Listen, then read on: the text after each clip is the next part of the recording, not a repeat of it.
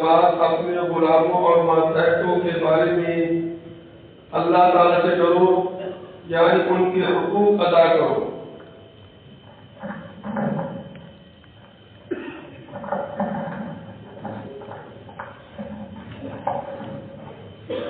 صلی اللہ علیہ وسلم بعد پیغمبر صلی اللہ علیہ وسلم جمعرات والے دن بیمار ہوئے تھے۔ بیماری کی شدت جمعرات سے بڑی تھی اور آپ کے سر میں درد اور بخار کی کیفیت تھی، اس لیے آپ نے فرمایا کہ سر درد اور بخار یہ مومن کی بیماری ہے، اس سے گھبرانا نہیں چاہیے سر درد، بلکہ آپ نے فرمایا کہ اگر ایمان والوں کے پھسلنے کا خوف نہ ہوتا تو میں اللہ سے کہتا کہ کافروں کے سر لوہے کے بنا دے کہ درد ہی نہ ہو۔ یہ جو سر دردی ہے یہ مومن کی نشانی ہے۔ حضور صلی اللہ علیہ وسلم کے سر میں درد ہوا تھا اور پھر بخار ہوا۔ یہ بخار بھی مدینے میں لوگ جاتے ہیں مدینہ سے تو کچھ کو بخار ہو جاتا ہے تو گھبرا جاتے ہیں، گھبرانا نہیں چاہیے بھائی، سنت پوری ہو رہی ہے۔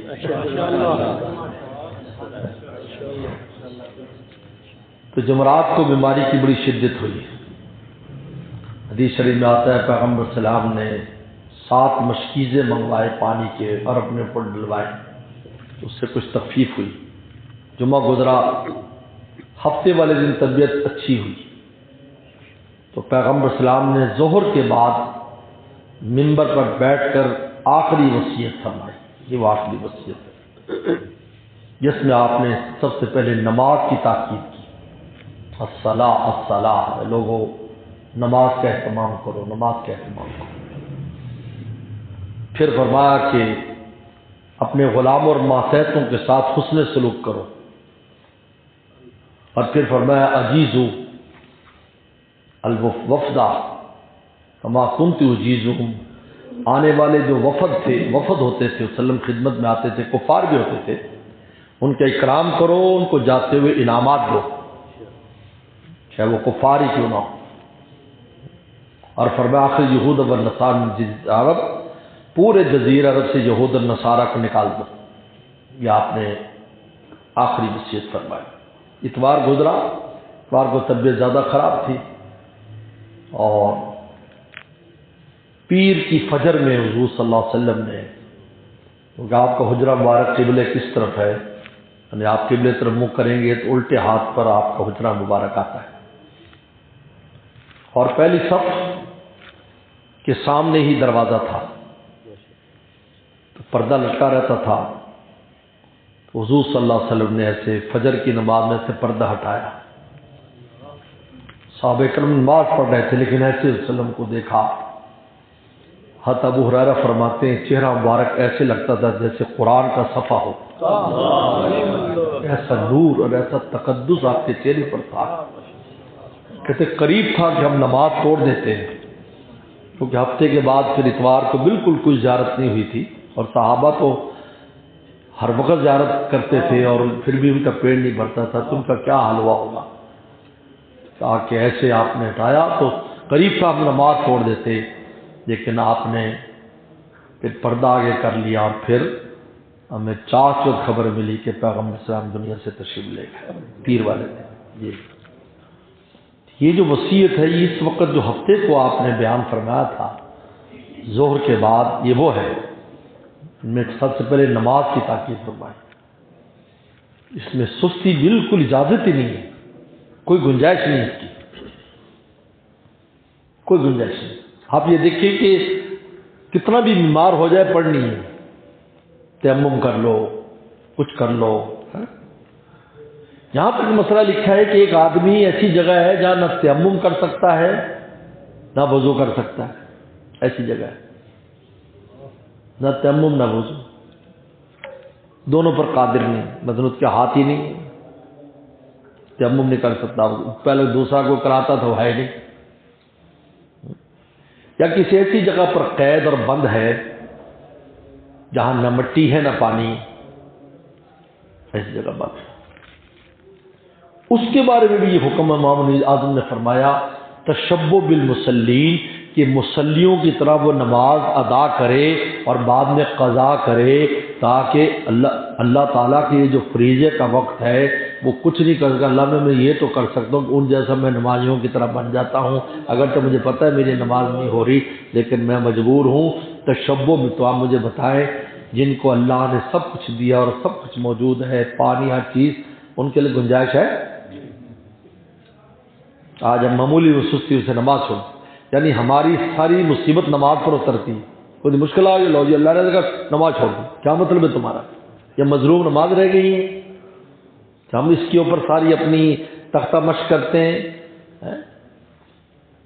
بھائی یہی تو ایک ذریعہ ہے واحد جو مولا سے لو لگانے کا 24 گھنٹے میں ملتا ہے ہمیں۔ ہر وقت تو ہم اپنے کام میں ہیں، کوئی وقت ہے جس میں ہم اپنے کام میں نہیں؟ مجھے بتاؤ، یہاں سے تم دکان پہ گھر جاتے ہو تو گھر والوں کے کام، بیوی کام، رات کو بابا 1 بجے بیوی بگاتی ہے، آج مجھے باربیکیو کو کھانا ہے، جا بغداد چوک سے لے کے آ، لمبو بار سے، سردی، اسی سردی میں نے دیکھا۔ اب انٹرویو کر لو، رات کو 1 بجے آئے نا، یار تجھے کس نے بھیجا؟ یار بیوی نے کہا، یار بیٹی نے کہا، یار لمبو بار سے لے کر انٹرویو کرو، مولا کے لیے ٹائم نہیں ہے۔ تو بتاؤ کون سا وقت ہے ہمارے پاس جو اللہ کے لیے؟ پونا گھنٹہ ہے، پوری نمازوں کا کل وقت پونا گھنٹہ ہے، پوری نماز آپ پڑھے پونا گھنٹہ وقت ہے۔ اب بتائیے، فرمایا صلاح فرمایا سب سے پہلی، کہتے قبر میں سب سے پہلی پوچھ طہارت کی ہے اور آخرت میں سب سے پہلی پوچھ نماز کی ہے، کیونکہ قبر دروازہ ہے آخرت کا، طہارت دروازہ ہے نماز کا۔ پاک کیوں نہیں رہتا تھا قبر میں؟ عذاب بڑھ جاتا ہے۔ صحابی تھے، صرف بکریوں کے پیشاب سے احتیاط نہیں کرتے تھے، بکریاں چراتے تھے تو پیشاب کر دیتی ہیں، آپ گزرے، فرمایا یہ دونوں کو عذاب ہو رہا ہے، صحابہ ہے۔ پھر آپ نے اپنی دست مبارک سے لکڑی لے کر 2 حصے کر کے اس کے اوپر رکھ دی۔ آپ پوچھا حضرت کس میں عذاب ہو رہا ہے؟ کہا کوئی بڑے گناہ میں نہیں ہو رہا، یہ پیشاب سے نہیں بچتا تھا، یہ چغلی کرتا تھا، جو زبان۔ یہ دیکھیں قبر میں پہلے طہارت کا سوال ہے، کیونکہ نماز پڑھے گا تو پاک رہے گا۔ کسی دفعہ تو یار نماز پڑھے جی کپڑے پاک نہیں جی، استغفر اللہ، مومن ہو کر پلیت پھرتا ہے، ابھی موت آ جائے گا تو کیا لے کے جائے گا مولا کے پاس؟ تو نماز نہیں نا، نماز پڑھے گا تو پاک رکھے گا۔ تو اس لیے قبر چونکہ دروازہ ہے آخرت کا، تو طہارت دروازہ ہے، اس لیے مفتاح الصلاۃ الطہور فرمایا کہ چابی جو ہے نا نماز کی وہ طہور، وہ وضو اور غسل ہے، یہ فرمایا وہاں پہلے پوچھا جاتا۔ اس لیے پاکی کا بھی بہت انتظام وہ کرے، انسان لمبا نہ کرے، اس کو تھوڑی کچھ لگ جائے فوراً دھو لے، اس کو دھونا فرض ہے، تاخیر نہ کرے۔ اور اسی لیے غسل وغیرہ جو اگر فرض ہو جاتا ہے تو اس میں نماز کی تو گنجائش نہیں ہے، ویسے گنجائش ہے چلو ٹھیک ہے، لیکن نماز کا وقت جب آ جاتا ہے اور وہ اس آدمی پر فرشتے لعنت کرنا شروع کر دیتے ہیں اگر وہ اہتمام نہیں کر رہا نہانے دھونے کا، لکھا ہے۔ اور دوسری نصیحت کہ اپنے ماتحتوں سے حسن سلوک کرو، تو انسان کے اخلاق تکڑے کے ساتھ ہوتے ہیں، کمزور کے ساتھ نہیں ہوتے، حالانکہ اخلاق کا وہیں پتہ چلتا ہے۔ حضور صلی اللہ علیہ وسلم کے اخلاق پر تو سارے مر مٹے، معمولی پیشوں کے جو لوگ تھے اور غلام تھے، غلام لونڈیاں تھی، آپ کے اخلاق پر یار ہے اتنا اونچا قریشی، کیونکہ حضرت عبد المطلب، خواجہ عبد المطلب کا بہت بڑا نام تھا۔ یہ خواجہ عبد المطلب جو حضرت کے دادا تھے، دادا نہیں پالا ہے نا، اس لیے آپ اپنے آپ کو عبد المطلب سے منسوب کرتے تھے، کیونکہ والد تو پہلے ہی بہت ہو گئے تھے پیدائش سے پہلے۔ انا ابن مطلب کہتے ہیں، میں مطلب کا بیٹا ہوں، عبد المطلب کے بیٹے تھے، ان کا نام شیبہ تھا۔ مطلب اصل میں ان کے بھائی کا نام ہے، عبد المطلب کے بھائی کا نام مطلب ہے، یہ بھی عجیب ہے۔ ہاں جی، ہوا یہ تھا کہ دراصل حضرت ہاشم جو تھے، ہاشم جو جس کی وجہ سے ہاشمی کہلاتے ہیں لوگ، ہاشم کا معنی ہے روٹی کے ٹکڑے کرنا، تو وہ حج کے دنوں میں روٹیوں کے ٹکڑے کر کر کے سرید بنا کر حاجیوں میں تقسیم کرتے تھے، تو ہاشم مشہور ہو گئے۔ حضرت ہاشم جو ہے عبد المطلب کے جو والد ہیں، حضور صلی اللہ علیہ وسلم کے جو پردادا شریف ہے، یہ اور ان کی قبر غزہ میں ہے، غزہ میں ان کی قبر ہے، جو غزہ ہے فلسطین وہاں قبر ہے۔ تو انہوں نے یہ گزر رہے تھے، مدینہ شریف بیچ میں آتا ہے، پھر شام جاتے تھے، تو مدینہ میں ایک دوست کے یہاں ٹھہرے، تو ان کی بیٹی پسند آ گئی۔ انہوں نے کہا یار آپ اپنی بیٹی سے میری شادی کر دو۔ انہوں نے کہا شادی تو کر دوں گا لیکن ایک شرط ہے کہ نہ میری بیٹی مکہ جائے گی اور نہ آگے اس کے بچے مکہ جائیں گے، یہ آپ طے کرو، کیونکہ آپ کی وہاں اولاد ہے، کیونکہ حضرت اب جو ہے وہ حضرت ہاشم کے بہت سے بیٹے تھے، 7-8 بیٹے تھے، تو کہا وہاں نہیں جائے گی، یہاں رہے گی اور اس کے بچے بھی یہاں رہیں گے۔ انہوں نے کہا چلو ٹھیک۔ حضرت ہاشم نے نکاح کر لیا، نکاح کر کے آ گئے، یہ آتے ہوئے کیا، پھر یہاں سے 1 سال بعد سفر ہوتا تھا، جب سال بعد پھر شام کا سفر ہوا، اور وہ گرمیوں میں شام جاتے تھے اور سردیوں میں یمن جاتے تھے۔ یہ ایلاف قریش ایلاف رحلۃ الشتاء والصیف، ہم نے 2 سفر آسان کر دیے، ایک گرمیوں کا سردیوں کا، کیونکہ ادھر برف باری شروع ہو جاتی تھی شام میں، تو وہ گرمیوں میں جاتے تھے، سردی میں نہیں جاتے تھے، اور یمن میں سردی میں جاتے تھے کیونکہ سمندری علاقہ ہے کراچی کی طرح، وہاں پر سردی نہیں ہوتی اتنی۔ تو خیر انہوں نے حضرت ہاشم سال بعد جب گئے تو بچہ پیدا ہو گیا، پیار بیار کیا اس کو، یہ جا کر فلسطین میں فوت ہو گئے، وہ جو فلسطین اس وقت سفر میں فوت ہوئے دراصل، اب وہاں فوت ہو گئے تو بچہ یہاں رہ گیا۔ کئی سال گزر گئے، 5-6 سال 10 سال، لیکن مطلب کو پتہ چل گیا کہ میرے ابا نے وہاں شادی کی ہے۔ ہر خاندان میں کوئی ایک ایسا آدمی ہوتا ہے جو خاندان کو تلاش کرتا ہے، باقی سارے سستی کے مارے ہوئے ہوتے ہیں، ایک آدھا کو ایسا ہوتا ہے کہ وہ کہتا ہے یار، انہیں کہا یار اس کا میں پتہ لوں۔ تو یہ جب شام گئے تو وہاں جا کر لوگوں سے پوچھا کہ یار میرا ابا یہاں پر کہاں اترتا تھا؟ انہوں نے کہا فلاں ایک اس کا دوست ہے وہاں، تو اس کے پاس انہوں نے کہا یار سچ بتانا، میرے ابا نے یہاں نکاح کیا ہوا تھا اور مجھے پتہ چلا ہے۔ تو اس نے کہا کہ ہاں تو بچہ ملوایا، یہ عبد المطلب جو ہیں یہ ملوائے، کا نام شیبہ صاحب، 8-10 سال کے ہوں۔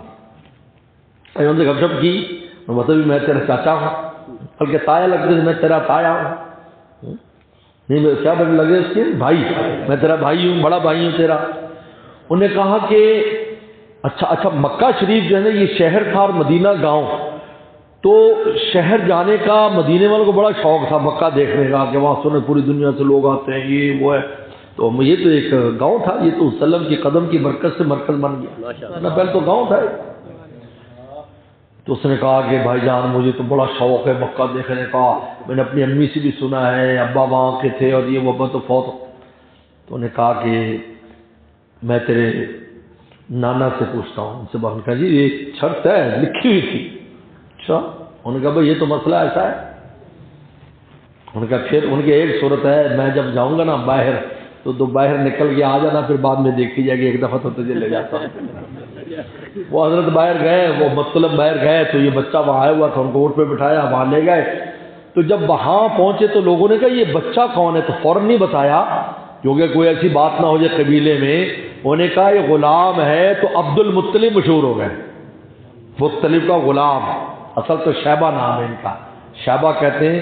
یہاں پر گھوڑے نے لات ماری تھی تو حضرت کے یہاں پر حضرت کے دادا کے نشان پڑ گیا تھا، اس کی وجہ سے۔ تو خواجہ عبد المطلب اتنے بڑے انسان تھے اور اللہ نے ان کو ایسی جو نا چہرے کے اوپر جو ان کی وجاہت رکھی تھی کہ ابرا جیسا بادشاہ ان کو دیکھ کر کھڑا ہو گیا تھا۔ اور ابرا نے کہا کہ آپ کیسے آئے ہو؟ کیونکہ یہ ذمہ دار تھے نا خانہ کعبہ کے، آپ کیسے آئے؟ انہوں نے کہا میرے اونٹ پکڑ کر لے آئے تمہارے لوگ، وہ مجھے اونٹ چھڑانے۔ نے کہا میں نے سمجھا کہ تم مجھے کہنے درخواست کرنے آؤ کہ ہم واپس چلے جائیں، خانہ کعبہ کو نہ گرائیں، سنا آپ ذمہ دار ہیں، تو آپ اتنی چھوٹا سا مطالبہ کر رہے ہو؟ تو ہنس کے کہا کہ بھائی مجھے اپنے مال کی فکر ہے، گھر والا اپنے گھر کی خود حفاظت کرے گا، مجھے اس میں کیا کام ہے؟ کیا یقین تھا ان کا۔ اور پھر اونٹ لے آئے، پھر خانہ کعبہ کا پردہ پڑھ کر اللہم ان المرء یمنع رحالہ فامنع رحالک، اے اللہ ہر آدمی اپنے گھر کی حفاظت کرتا ہے تو اپنے گھر کی خود حفاظت کر۔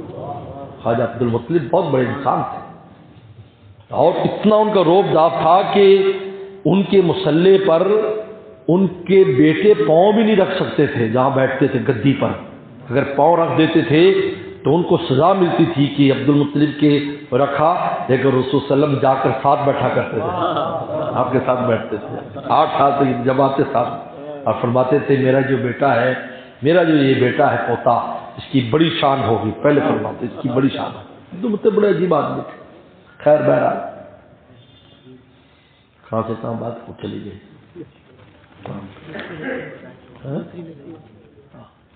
تو اس لیے فرمایا کہ تو میں یہ بتلا رہا تھا کہ اخلاق جو ہے کمزوروں سے برتنا، تو حضور صلی اللہ علیہ وسلم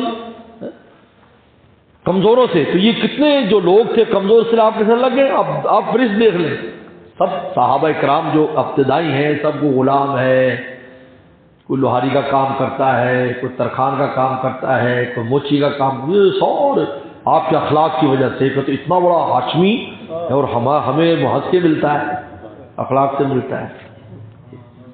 اس لیے اخلاق رسول اللہ خصوصاً کہا، کیونکہ عربوں کی اندر نخوت بہت ہے، نخوت کہتے ہیں کہ ناک، یہ ناک بہت ہے عرب میں، اس لیے کہ اونٹ کھاتے ہیں، اونٹ پر بیٹھتے ہیں، اور اونٹ ایسے ہمیشہ چلتا ہے ایسے کر کے، ایسے نہیں چلتا، ہر جانور ایسے چلتا ہے، لیکن اونٹ ایسے چلتا ہے ایسے کر کے، اس لیے ان کے اندر نخوت بہت ہے، یاد رکھو نخوت، تو اپنے ناک کی خاطر پتہ نہیں کیا کچھ کر دیں گے، یہ تو اسلام نے آ کر ان کو مٹایا، ورنہ تو ان میں نخوت بہت ہے۔ اس لیے کہتے ہیں اونٹ کو سیدھا کرنے کے لیے کیا کرتے ہیں، اونٹ کو سیدھا کرنے کے لیے پہاڑوں کے درمیان چلاتے ہیں، تو یوں کر کے دیکھتا ہے ایسے پہاڑوں کو، تو کہتے ہیں یار مجھ سے بھی کوئی بڑی چیز ہے، ورنہ ہر چیز تو چھوٹی ہے، گھوڑا بھی چھوٹا ہے، گائے بھی چھوٹی ہے، بھیڑ بکری تو نظر بھی نہیں آتی اس کو۔ یہ میں بہت آپ کو یعنی علم الحیوانات کی باتیں بتا رہا ہوں تاکہ پتہ چلے مولوی کو سائنس بتائے، سائنسدانوں سے زیادہ سائنس پتہ ہے، ساری کتاب ہماری کتابوں میں ہر چیز موجود ہے، اللہ کا تو اس کو وہاں چلاتے ہیں۔ اس لیے قرآن نے اونٹ کا خاص ذکر، تو یہ چونکہ اونٹ کھاتے ہیں تو ان میں نخوت بہت ہے، تو پھر وہ جب اپنے غلاموں سے حسن سلوک کرتے ہیں یہ اخلاق کہلاتے ہیں، یہ اخلاق۔ نے فرمایا دیکھو اپنے کمزوروں کے ساتھ اخلاق سے پیش آؤ، یا آپ نصیحت کرو، اللہ عمل کی توفیق عطا فرمائے۔ چلو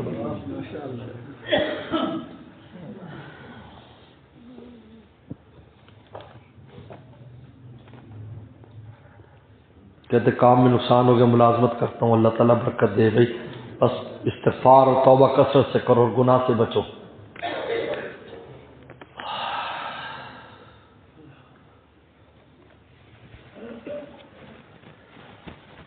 گھر میں صدقہ خیرات کے لیے پیسے نکال لیتے ہیں، کوئی رقم رکھوا دیتا ہے، ضرورت پڑنے پر یہ رقم استعمال کر سکتے ہیں، یعنی دیکھو صدقہ خیرات جو آپ نے گھر میں الگ کی ہے وہ تو ابھی تک صدقہ خیرات لگا ہی نہیں، جب تک غریب کے ہاتھ میں نہیں جائے گا تو آپ استعمال کر سکتے ہو۔ یہ سن لو اچھی طرح، آپ نے کہا یہ 100 روپے صدقہ کروں گا، پھر وہ اپنے کام میں لگا، تو جب تک غریب کے ہاتھ میں نہ چلا جائے صدقہ خیرات زکوٰۃ ادا نہیں ہوتی اس طرح، زیادہ اس کا تو مسئلہ نہیں۔